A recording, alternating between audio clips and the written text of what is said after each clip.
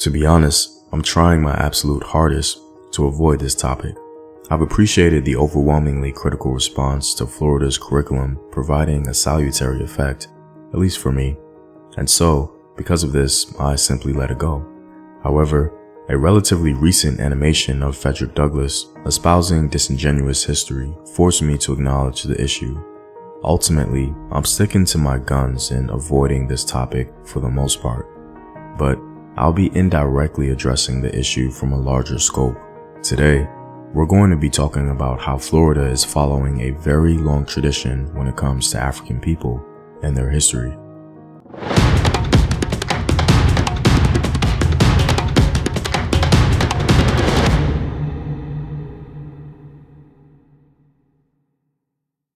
What up, African world? It's Home Team here, and welcome back to another video of African history, culture, and worldview. By supporting this channel on Patreon, you're helping in the creation of these videos and contributing to this content.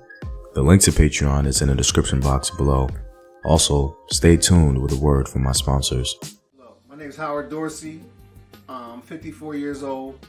I'm here to talk about my experience with herbal results.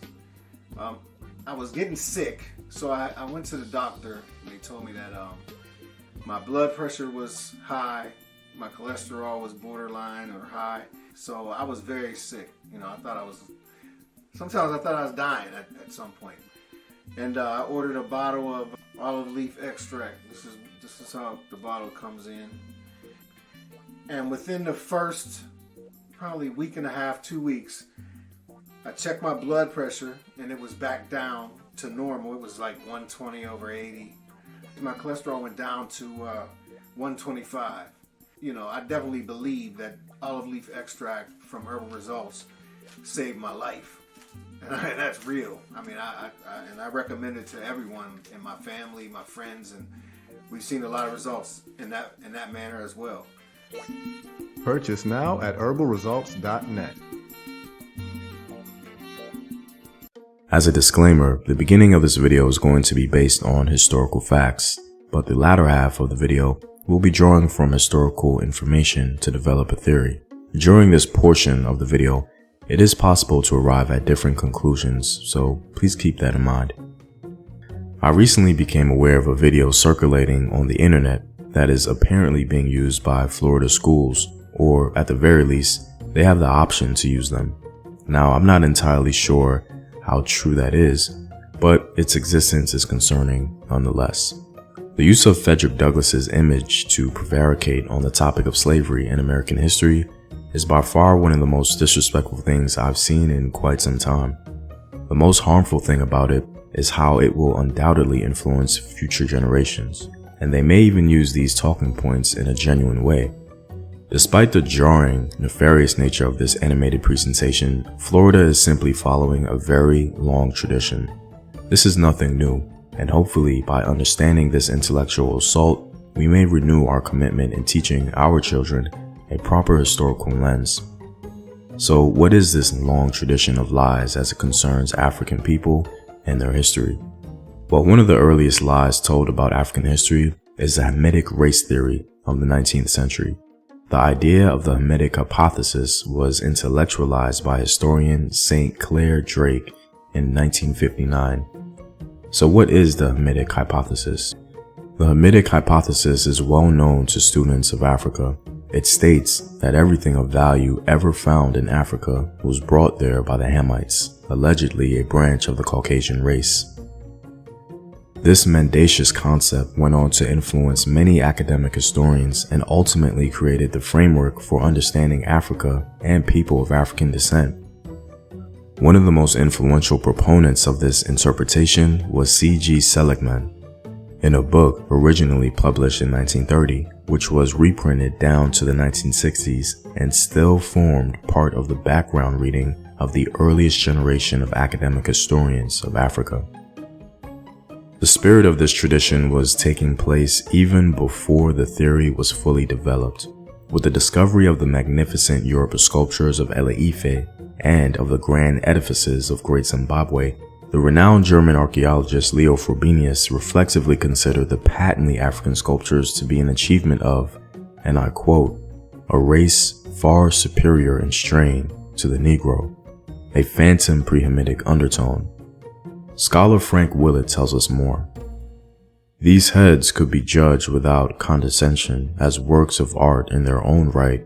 They would stand comparison with anything which ancient Egypt, classical Greece and Rome, or Renaissance Europe had to offer. It was assumed that they must have been made elsewhere than Ife and imported, or else, since many of the heads are clearly Negroid, made in Africa by an artist working in one of these traditions. The evidence which pointed to an African origin was scarcely considered. The marvelous stone structures of Great Zimbabwe were attributed and promoted as being an achievement of other people like the Phoenicians or other Semite populations. They even evoked ancient Greek imagery. Inspired by what they took for Great Zimbabwe's extraneous origins, Rhodes settlers, known as Rhodesians, called the hill ruin at Great Zimbabwe the Acropolis, after ancient Greece, and the valley ruin following their suppositions about Near Eastern religious ceremonies in the valley, the temple. Local belief in Great Zimbabwe's exotic origins remain an article of settler faith. These ideas of foreign invention remain obstinate despite the archaeological data. I'm hoping by now we can see a parallel here. Florida obviously can't use the same dehumanizing language of the past, so they simply preserve the white supremacist framework through transformation, a method legal scholar Riga Siegel calls preservation through transformation. Here's what I believe is the best explanation or theory as to why this may be happening. Florida's leadership may feel compelled to take a stand against a growing cultural narrative, a narrative they deem threatening. And so they've utilized the League of Intellectual Gymnastics to explain away Black history in the same manner scholars and historians have in the past. However, instead of the 19th century justification of enslavement through lies about African civilization or the curse of Ham belief, Florida's education department are justifying what they believe to be an illegitimate justice claim by the Black community. This seems to be the best explanation for their bizarre ahistorical approach. Let's elucidate the parallel here. What would it mean if both the historians of the past and the Floridian or American historians of today were to adopt proper historical perspectives? Well, for 19th century Europeans, putting African history in its proper context would make enslavement and colonization hard to justify. And for Florida, it could mean that Black people do have a legitimate justice claim, and you may have to address that in a tangible or monetary manner. Ultimately, slavery was a wealth-building agent, and the descendants of the enslaved did not inherit that wealth. Moreover, they were barred from that wealth via vigilante violence, discriminatory public policy, and simply being ousted from the mainstream economy through Jim Crow agents like banking, credit, housing, and market opportunities.